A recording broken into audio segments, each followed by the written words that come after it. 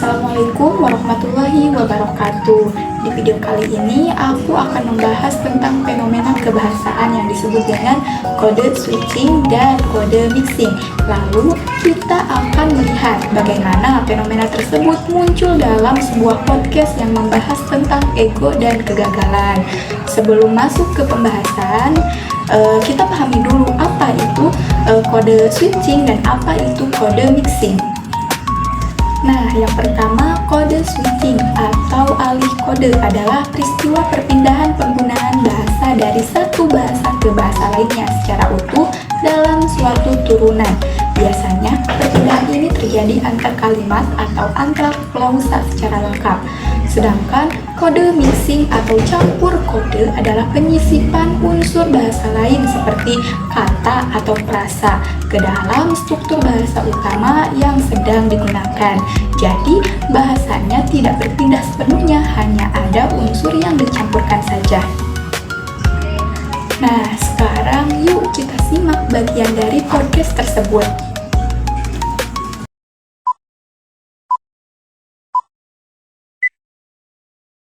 Kalau orang yang memang dia bisa mengontrol egonya, itu dia akan bisa bangkit dari keterpurukannya. Tapi kalau dia memiliki ego yang besar, dia nggak akan pernah mau mengakui kalau dirinya gagal. Ketika orang nggak mau mengakui dirinya gagal, mereka nggak akan mau belajar. Ketika mereka nggak mau belajar, mereka nggak akan bisa untuk bangkit.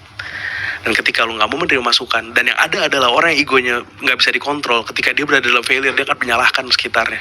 Ini gara-gara dia nipu gue, ini gara-gara dia nggak support gue, ini gara-gara ini begini, ini gara-gara ini, semua akan disalahkan oleh dia dan kecuali dirinya sendiri. Dan ketika lu bisa ngendalin ego lu, maka lu akan mengatakan, yes, this is my fault. Dalam podcast itu, pembicara membahas tentang seorang yang memiliki ego besar.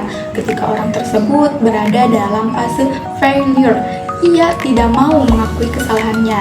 Ia justru menyalahkan orang lain dengan mengatakan bahwa kegagalan terjadi karena tidak ada yang support atau karena lingkungan sekitarnya. Di bagian ini, kita bisa lihat adanya kode mixing, yaitu pada kalimat failure dan support. Kedua kata tersebut merupakan bahasa Inggris yang disisipkan dalam kalimat bahasa Indonesia. Struktur kalimatnya tetap Indonesia, tetapi ada unsur bahasa Inggris di dalamnya, yaitulah yang disebut campur kode. Penggunaan kata failure memberi penekanan pada kondisi kegagalan, sedangkan support menekankan pada makna dukungan.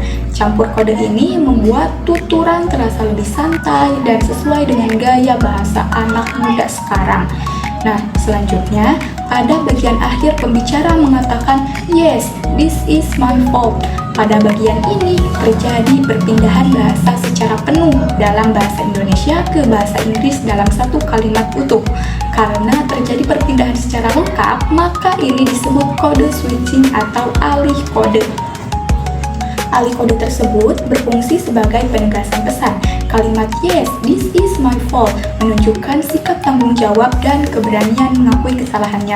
Inilah inti pesan dari podcast tersebut, yaitu bahwa orang yang mampu mengontrol ego adalah orang yang mau mengakui kegagalannya sendiri, bukan menyalahkan orang lain. Jadi, dapat disimpulkan bahwa dalam podcast ini terdapat dua fenomena kebahasaan, yaitu campur kode pada kata failure dan support, serta alih kode pada kalimat yes, this is my fault. Keduanya digunakan untuk memperkuat pesan tentang pengendalian ego dan tanggung jawab diri. Mungkin dari saya sekian, mohon maaf bila ada kesalahan. Wassalamualaikum warahmatullahi wabarakatuh.